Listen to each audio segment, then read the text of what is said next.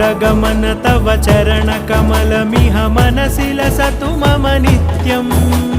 गरुडगमन तव चरणकमलमिह मनसि लसतु मम नित्यम् मनसि लसतु मम नित्यं मम तापमपाकुरु देवा मम पापमपाकुरु देवा मम तापमपाकुरु देवा मम पापमपाकुरु देवा